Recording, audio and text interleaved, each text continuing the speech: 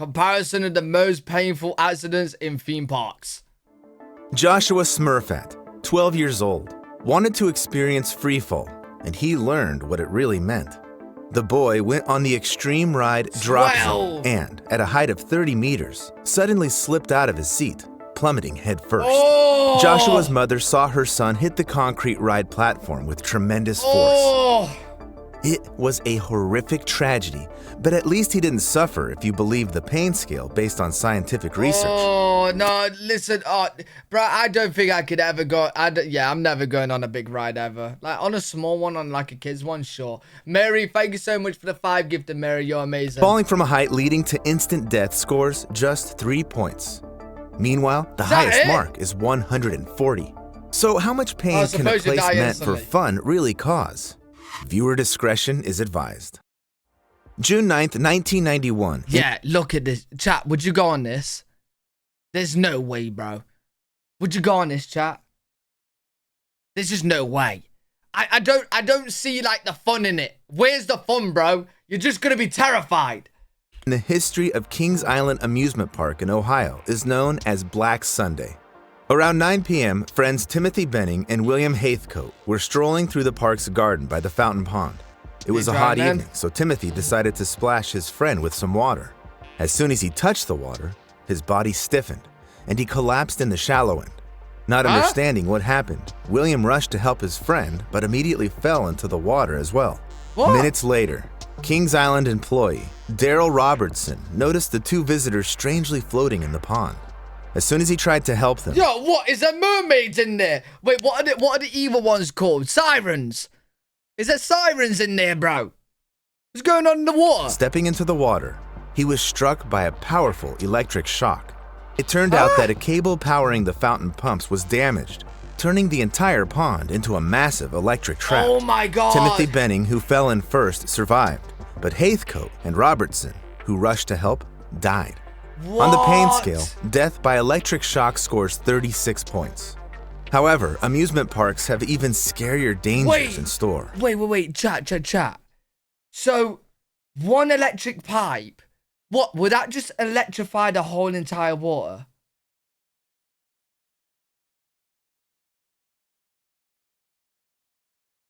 So you're telling me, if I get a big cable, chop it up, and pull it in the ocean, I'll kill everyone in the ocean?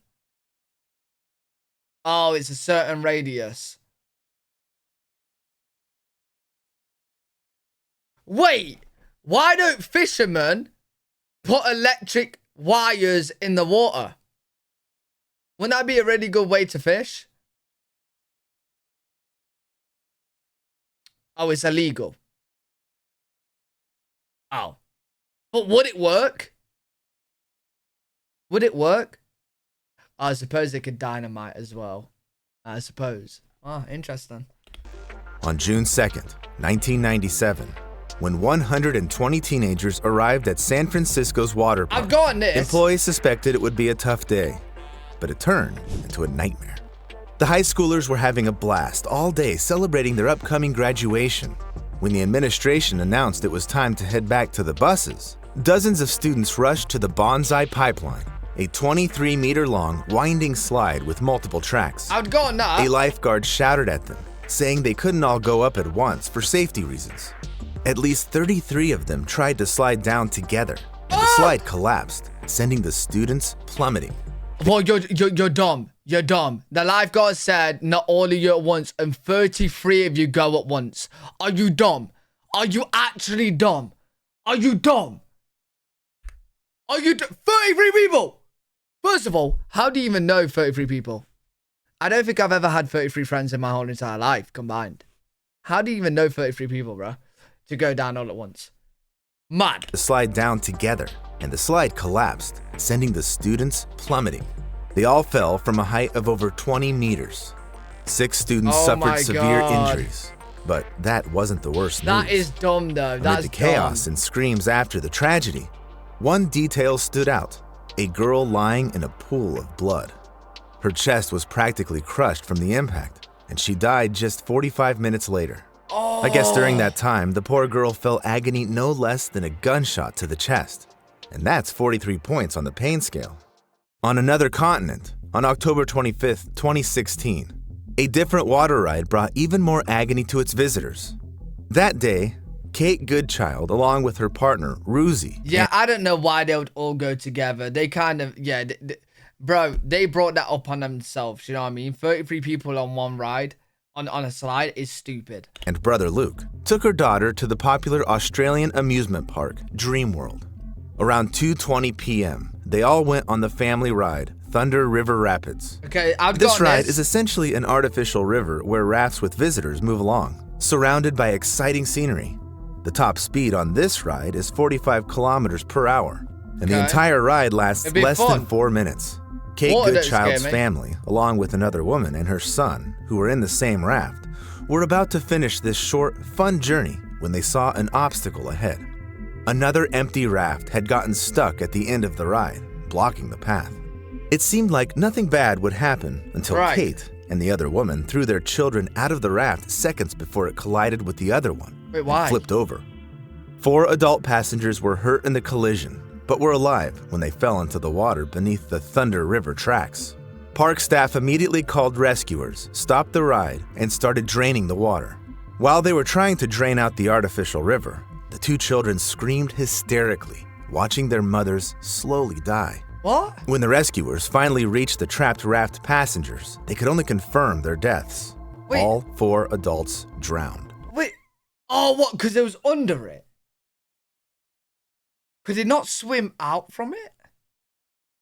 Like it was on top of them, crushing them.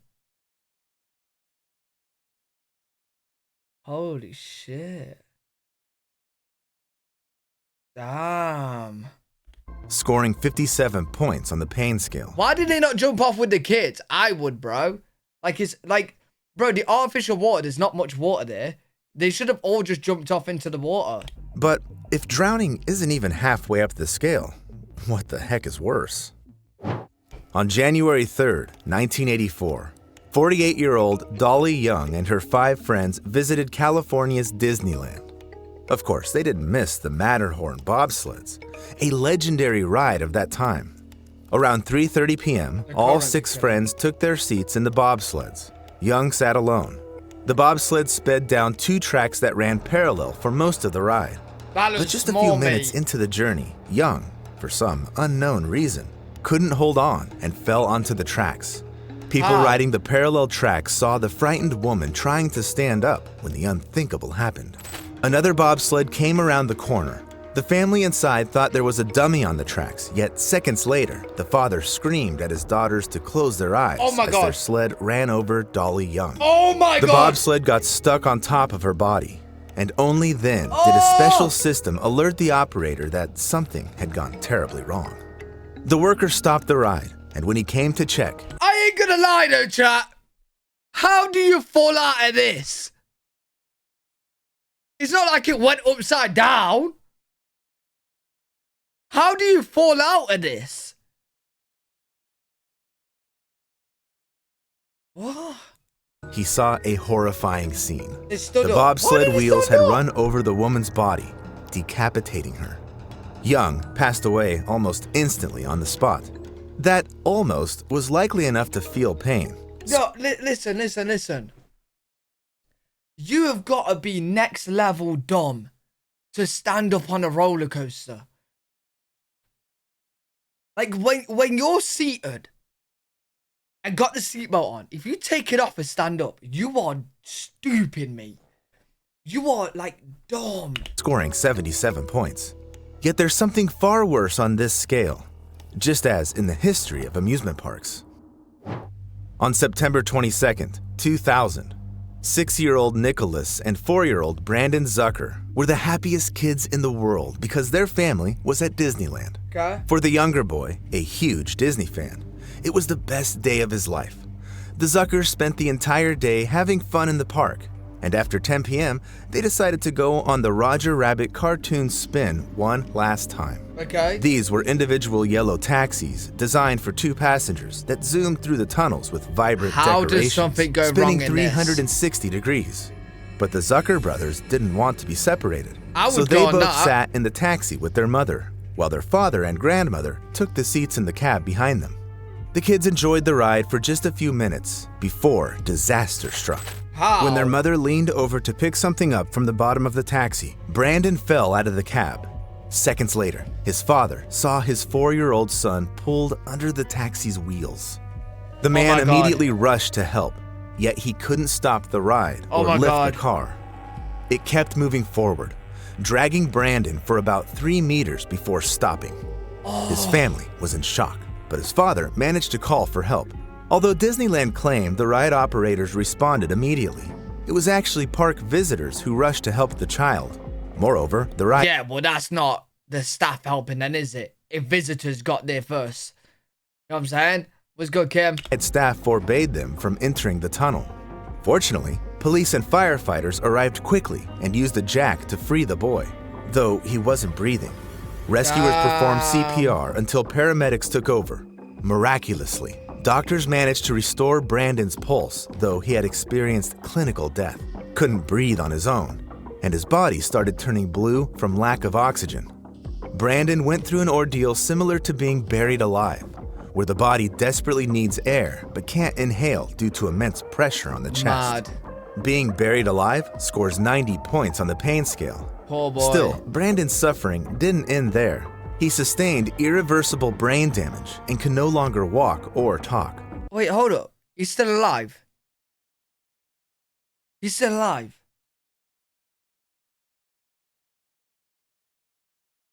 Despite his and his family's efforts, Brandon passed away at age 13. Oh, Yet his bless tragedy him. wasn't the only one Disneyland would like to erase from history. On July 8, 1974, Debbie Stone, a college student, was incredibly happy as she headed to work, planning to get engaged. She worked as a hostess on the new popular show America Sings at Disneyland. Oh my god, I've seen this. This is messed up, bro. This is messed up, bro. And this is Disneyland's fault, bro. They should have... yo, just watch. This show featured individual musical numbers performed on rotating stages. They should have To better change safety. scenes, the walls on the left side moved toward each other and closed, separating one stage from another. 6 such stages rotated in turn, with the hostess greeting the audience at the start of the show and bidding them farewell at the end. That evening, Debbie Stone had this role. Around 10:30 p.m., as the previous show was ending and the stages were changing positions, a visitor heard a chilling scream. It was clear this wasn't part of the show, so ride operators rushed to the theater and saw a horrifying scene. Debbie Stone had been crushed between the walls of 2 stages. I think after such a tragedy, most bones in the body would be broken and internal organs damaged. On the pain scale, this would be almost identical to being caught alive in a meat grinder. That did not go into it in detail. We watched a video before in detail. Try and find it. I think it was Mr. Borland. It was crazy, bro. Like, she was being dragged around in it, screaming. No one could hear her. Yo, it was bad. It was bad. Scoring 96 points. We're almost at the last maximum point on this scale, but there are still 2 terrifying stops along the way I want to tell you about. The star attraction of Luna Park, Sydney in the 1970s was the Ghost Train. There was always a massive line for it. So it's no surprise that brothers Craig and Damian Godson decided to use their last tickets on this ride late in the evening. Okay. On June 9th, 1979, when the line was almost gone, their dad, John, joined them while their mom, Jenny, opted to grab some ice cream and wait for them at the exit. Yeah, I'll be the Little one did getting she ice know, cream. This decision would be fateful.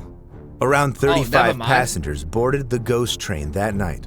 They all set off into dark tunnels filled with eerie decorations and special effects. That day, the smell of smoke and a creepily realistic fire in the fireplace added to the atmosphere. 4 13-year-olds were especially thrilled by the scares.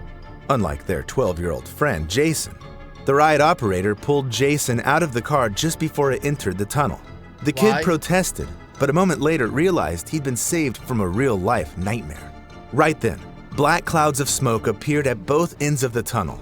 At first, the riders thought the smoke was part of the special effects, as was the small fire from the blaze. When they realized what was happening, they started jumping out of the cars and running.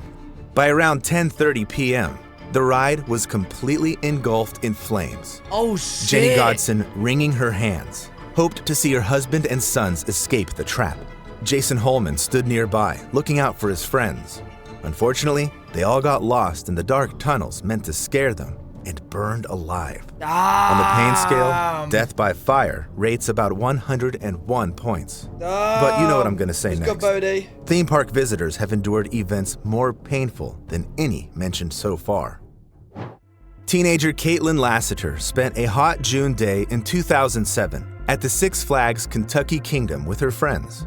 There, they had a ride similar to the one Joshua Smurfat fell from, which I mentioned at the beginning. Superman, Tower of Power, stood 54 meters tall and reached speeds of 67 kilometers per hour. Oh, nah. The essence was the same, lifting people in seats up and then dropping them down, braking just before hitting the ground. Caitlin and her friend enjoyed their first ride on Superman, Tower of Power, and surprisingly, decided to go again since there was no line. I would never However, ride the Superman. second ride turned into a catastrophe. As the seats rose just 6 meters, a terrible noise and sound like a whip crack was heard near the ride. In the next second, a cable fell on the girls, wrapping around Caitlin's torso and neck. The teens screamed, yet the seats kept rising. Only when smoke appeared near the tower and the air filled with the acrid smell of burning did people around panic. It took the operator 10 more seconds to hit the emergency stop button, but it was too late. The seats with passengers plummeted downward. Caitlin managed to remove the cable from her neck and torso. Still, it wrapped around her legs, and within seconds, it severed both her feet above the ankles. Doctors miraculously saved not just the girl, but also her right leg. Despite this, she effectively endured the traumatic amputation of both legs. Oh my god, like, yo, it could've, her neck could've gone. If she didn't get it off her neck would have been gone. Scoring 110 points on the pain scale. Damn. But if losing both limbs and even your head isn't the worst on this scale, what hits a record 140 points? Unfortunately, this was felt firsthand by an 11-year-old girl. On March 7th, 2016, Elizabeth Gilreath visited a festival in Omaha, Nebraska with her family. Of course, the rides were what that's a fat lawsuit right there. Fascinated her the most. Among them was the centrifuge ride called Royal Crown, which Elizabeth eagerly rode with other kids. Soon, the fun turned into a nightmare. Elizabeth slipped from her seat, and her long hair got caught in the ride's mechanism. These torturous moments lasted for several minutes until Elizabeth fell to the floor of the centrifuge. A bystander rushed to help, but first had to stop the ride with her bare hands, as it kept spinning even after being turned off. When she reached Elizabeth, she realized the girl had been scalped. Skinning alive is considered one of the most horrific forms of torture, scoring a record-breaking 140 on the pain scale. I'll add here that Elizabeth survived, and doctors managed to partially save the skin on her head. Now, she's learning to embrace her new self. I wish none of these disasters had happened. But if you want to know about the dangers lurking around without listen, this is what, I don't go on rides, bro. I don't do rides, and I'll never will do rides, bro. Like, I'll do a little in a way, bro.